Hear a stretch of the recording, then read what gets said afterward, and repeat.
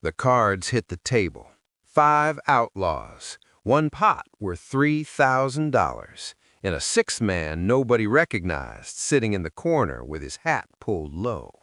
When Tom the Blade Henderson reached for his winnings, the stranger's hand moved faster, not toward the money, toward his badge. "Gentlemen," Bass Reeves said, his voice cold as January steel, "this game is over, and you're all under arrest." 3 men reached for their guns. Bass already had his out. "I wouldn't," he said. Nobody moved, because the most wanted outlaws in Indian Territory had just realized they'd been playing poker with a ghost. Fort Smith, Arkansas, May 17th, 1884. Bass Reeves stood in Judge Isaac Parker's chambers, listening to a problem that had stumped every lawman west of the Mississippi. 5 outlaws: Tom the Blade Henderson, Jack Rattlesnake Cord, Billy Shaw, Charlie Two Guns, and a half-breed named Miguel who'd killed 3 marshals in New Mexico. They'd been robbing supply wagons heading into Indian Territory for 6 months. 23 robberies, 14 men dead, and nobody could catch 'em because they vanished into the Cherokee Nation like smoke. "Every time we send marshals after them," Judge Parker said, his voice tight with frustration, "they know we're coming. We've lost 2 good men trying to track 'em down. These aren't ordinary criminals, Bass. They're organized, they're smart, and they've got informants telling them when law enforcement is coming." Bass sat quiet, listening. He'd heard this story before. White outlaws thought Indian Territory was a free-for-all, thought they could hide among the tribes, thought a black marshal wouldn't be smart enough to catch 'em. They were wrong. "Judge," Bass said, his voice steady, "you can't catch 'em by chasing them. You gotta be where they already are." Parker raised an eyebrow. "What are you suggesting?" "I'm suggesting I go in alone. No badge showing, no marshal uniform, just a drifter looking for work. I get close, I earn their trust, and when the time's right, I take all 5 at once." The judge stared at Bass like he'd lost his mind. "You want to go undercover? Bass, these men are killers. If they find out you're a marshal, they'll put a bullet in you before you can draw." Bass smiled, a cold smile that didn't reach his eyes. "Only if they find out." 3 days later, Bass Reeves rode into Eufaula, a dusty outpost town on the edge of Creek Nation. But he didn't look like Bass Reeves anymore. His marshal's badge was buried in his saddlebag. His clean suit was replaced with worn trail clothes, dirt-stained and ragged. He hadn't shaved in a week. His hat was pulled low over his eyes, and instead of his usual confident stride, he walked with the slouch of a man who'd been riding hard and losing harder. Bass had learned something white lawmen never understood. Disguise isn't about changing your face, it's about changing who you are. He wasn't Bass Reeves, U.S. Marshal. He was Jim Webb, a drifter from Texas with a fast gun and a slow conscience. A man willing to do illegal work for the right price. The kind of man outlaws trusted. Bass spent 2 days in Eufaula, asking questions in saloons, losing money at card games, telling anyone who'd listen that he was looking for work. Honest or otherwise, he'd say with a grin. On the 3rd night, a man approached him at the bar. Thin face, cold eyes, a scar running from his left ear to his jaw. "Heard you're looking for work," the man said. Bass nodded slowly. "Depends on the work. The kind that pays. There's a game tonight, private, high stakes, men who appreciate a fast gun watching their backs. You interested?" Bass took a sip of whiskey. "I'm interested." The game was in the back room of a boarding house 2 miles outside town. When Bass walked in, 5 men were already seated around the table. Poker chips, cards, whiskey bottles, and enough guns to start a small war. Tom the Blade Henderson sat at the head of the table, tall, mean-looking, with a knife strapped to his belt that had gutted more men than Bass wanted to count. Next to him was Jack Rattlesnake Cord, who'd earned his nickname by letting a rattlesnake loose in a sheriff's office just to watch the lawmen panic. Billy Shaw, Charlie Two Guns, Miguel, all of them wanted by federal marshals, all of them worth $500 apiece, dead or alive. "Jim Webb, right?" Henderson said, not gesturing to a chair yet, just staring. "Heard you got a reputation in Texas, but funny thing, I know a lot of boys from Texas. Never heard your name before 3 days ago." The room went quiet, every eye on Bass. Bass didn't blink. "That's because the men who know me don't talk much. They're either dead or smart enough to keep quiet." Henderson studied him for a long moment. Then he smiled. "I like that. Sit down. Let's see if you can play cards as good as you talk." Bass sat, pulled his hat lower, kept his face neutral. First hand, Bass folded early, lost $20. Second hand, Bass won with a pair of jacks, kept his expression flat. Third hand, that's when Miguel leaned forward, his dark eyes locked on Bass. "You got a strange accent for a Texas boy." Bass took a sip of whiskey. "I've been a lot of places."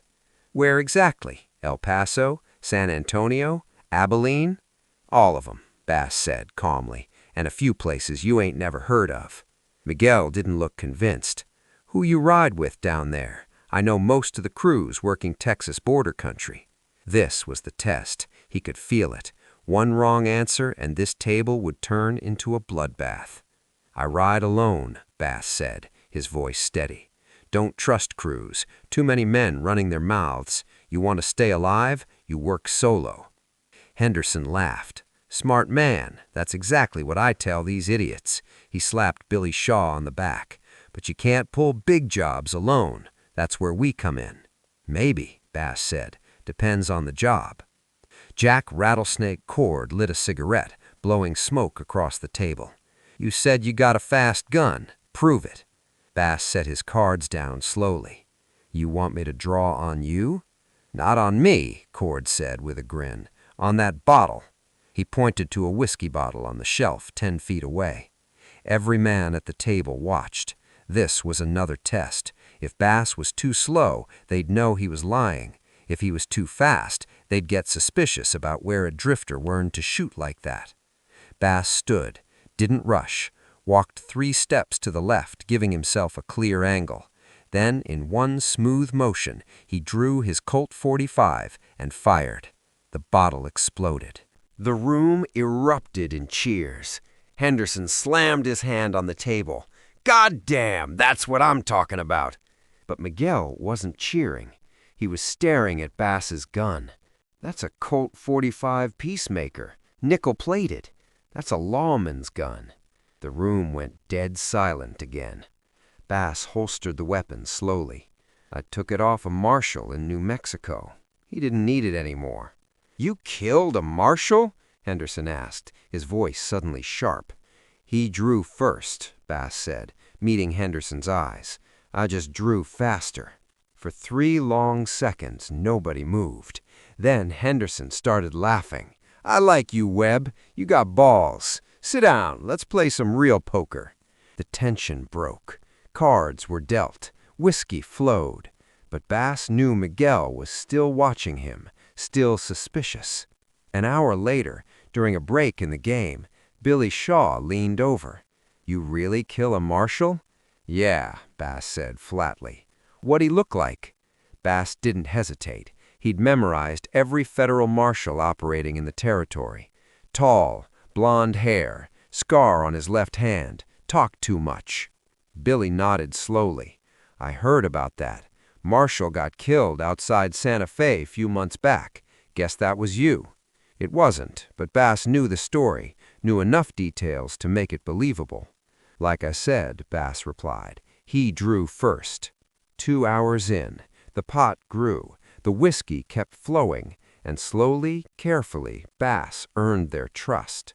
Henderson started bragging. "Federal marshals are a joke. They ride in with their badges shining, announcing themselves like they're heroes. Hell, we see them coming a week before they arrive. Ain't that right, boys?" The table erupted in laughter. We got informants in Fort Smith, Charlie Two Guns added. Every time Judge Parker sends marshals our way, we know about it before they even leave town. Bass laughed too, but inside his mind was working. He was counting guns, memorizing who sat where, planning exactly how this would end. Around midnight, Miguel spoke again. "Webb, you ever work Indian territory before?" "Nah," Bass said. "Why?" "Because there's one marshal here you don't want to meet. Black fella. Name's Bass Reeves." The room went cold. Every outlaw at that table knew the name. "I heard of him," Bass said carefully. "They say he's good." "Good," Henderson spat. "He's a goddamn ghost. Arrested more men than any 10 marshals combined. And here's the thing. He don't play fair. Disguises himself. Sneaks up on you. We lost 3 boys to him last year." "He's just a man," Bass said quietly. "All men bleed." "Maybe," Miguel said, his eyes never leaving Bass's face. "But I'd rather not find out." Henderson dealt the next hand. "Enough about marshals. Let's talk money. You in for the next job, Webb?" "Depends. What's the job?" "Supply wagon coming through Creek Nation next week. Army payroll. $10,000. We hit it fast, split 5 ways. You in?" Bass pretended to think. "I'm in." Henderson grinned. "Good, then let's celebrate with one more big hand." The pot grew to $3,000, the biggest hand of the night. Henderson had 3 aces. He knew it. Everyone knew it. He was grinning like a man who'd already won. But Charlie Two Guns was still staring at Bass. "You're awful quiet for a Texas gunman." "I talk when I got something to say," Bass replied. "Yeah?" Charlie leaned forward. "Then say this. How come you got rope burns on your wrists?" Every eye dropped to Bass's hands, and there they were, faint marks from the shackles Bass had used 2 weeks ago, transporting prisoners to Fort Smith. Bass's mind raced. One wrong word and this table would explode. "Got caught by a posse in New Mexico. Broke out before they could hang me. That's why I'm here." Miguel wasn't buying it. "You broke out of custody?" "I did." "Who was the sheriff?" "Matthews." Bass named a real sheriff, a man he'd worked with before. "Matthews. He's dead now." "How?" "I shot him when I escaped." The lie hung in the air like smoke. Bass watched their faces, saw Henderson's eyes narrow, saw Miguel's hand drift toward his gun. Then Henderson laughed. "You're awful cold son of a bitch, Webb. I like that." He pushed the pot toward the center. "Fold or call? Let's see what you got." Bass looked at his cards. A pair of 9s. Nothing special. He should have folded, but he didn't. "I call," Bass said quietly. Henderson flipped his cards. 3 aces. "Read 'em and weep." He reached for the pot, and that's when Bass moved. Bass's hand moved faster than anyone at that table could process. Not toward the money, toward his coat, toward the silver badge he'd kept hidden for 3 days. He pulled it out, set it on the table, right in the center of the pot. "Gentlemen," Bass Reeves said, his voice cold as January steel, "this game is over, and you're all under arrest." For one frozen second, nobody moved. Then chaos. 3 men reached for their guns. Bass already had his Colt .45 out, aimed directly at Henderson's chest. "I wouldn't," Bass said. Tom Henderson's hand froze halfway to his holster. His face went white. "You're a goddamn marshal?" "U.S. Marshal Bass Reeves, and you boys are worth $500 apiece. Now, you got 2 choices. You can come with me peaceful, or you can try your luck. But I promise you this, I don't miss." Miguel lunged. Bass didn't hesitate. 1 shot. The bullet hit the floor 2 inches from Miguel's boot. "Next one goes higher. Sit. Down." Miguel sat. Billy Shaw was shaken. "How long you been planning this?" 3 days, Bass said calmly. "Ever since Judge Parker told me you boys thought you were too smart to get caught. Turns out you're not." Jack Cord spat on the floor. "You gonna take all 5 of us in by yourself? You're one man." Bass smiled, the kind of smile that made hardened criminals nervous. "I've taken in 14 men at once. 5 ain't nothing. Now, all of you, slow and easy, put your guns on the table, one at a time." Henderson glared at him. "What if we don't?" "Then I shoot you," Bass said simply, "and I take you in dead instead of alive. Judge Parker don't care which. Your choice." One by one, the outlaws placed their guns on the table. Bass never took his eyes off them, never lowered his weapon, never gave them an inch. When all 5 were disarmed, Bass pulled out a set of iron shackles. "Stand up, hands behind your backs. We got a long ride to Fort Smith, and I ain't in the mood for trouble." "You'll never make it," Henderson said bitterly. "We got friends out there. They'll come for us." Bass locked the shackles tight.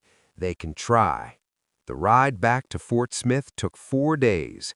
Bass Reeves, one man, 5 outlaws in chains, no backup, no posse, just a lone black marshal who'd outsmarted the most wanted criminals in Indian Territory. They tried to escape twice. Once on the second night when Charlie Two Guns thought Bass was asleep. Bass wasn't. He had the gun to Charlie's head before the man could take 3 steps. "Sit down before I give you a reason to stay down permanent." The second time, Miguel tried to bargain, offered Bass money, connections, anything to let him go. Bass didn't even respond, just kept riding. On May 24th, 1884, Bass Reeves rode into Fort Smith with 5 outlaws chained to his saddle. The whole town came out to watch. White lawmen, townspeople, shopkeepers, everyone staring at the black marshal who'd done what an entire federal force couldn't do. Judge Parker met him at the courthouse steps. "How in God's name did you take all 5 alive?" Bass dismounted, tipped his hat. "I didn't chase them, Judge. I made them come to me, and by the time they realized who I was, it was already too late." Henderson spat on the ground. "You tricked us. That ain't legal." Bass turned to face him. "You know what ain't legal? Robbery, murder, killing federal marshals. But here's the thing you never understood, Tom. You thought because I'm black, I was stupid. You thought you were smarter than me. And that mistake, that's what put you in chains." The crowd was silent, every eye on Bass, every ear listening. "Let me tell you something," Bass continued, his voice carrying across the courthouse square.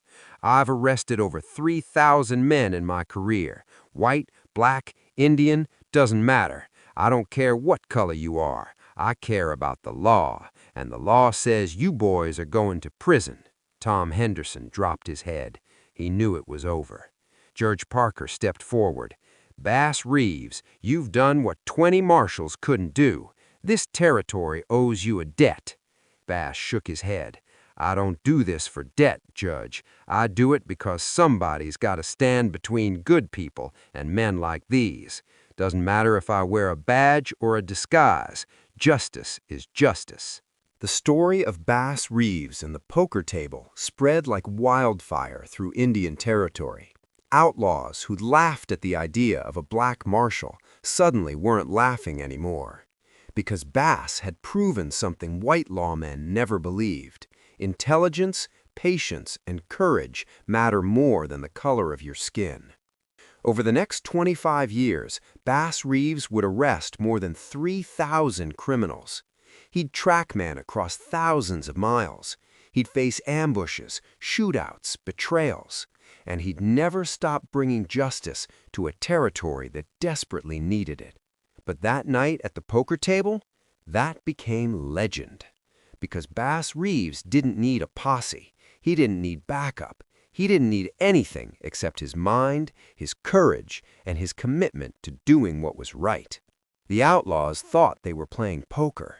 Bass Reeves was playing chess, and he was always 3 moves ahead. Tom Henderson served 15 years in prison. When he got out, someone asked him what it was like being arrested by Bass Reeves.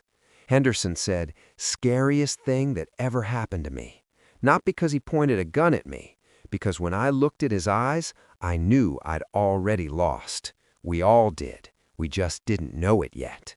That's the power of Bass Reeves. He didn't just enforce the law, he redefined what law enforcement could be. A black man in a racist system, proving every single day that courage, intelligence, and integrity know no color. So the next time someone tells you one person can't make a difference, remember Bass Reeves. Remember the night he walked into a room full of killers, played cards with them for 3 hours, and walked out with all 5 in chains. Because that's not just law enforcement, that's legendary. If Bass Reeves' story of courage and brilliance inspired you, hit that subscribe button. We're uncovering the untold legends of Black history every single day. Drop a comment. Could you have kept your cool at that poker table? Share this with someone who needs to hear about the Marshal who never missed and never quit. Turn on notifications because next week we're telling the story of the time Bass Reeves arrested his own son for murder, and what he said in court left the judge in tears. Bass Reeves didn't just wear a badge, he defined what it means to be a hero.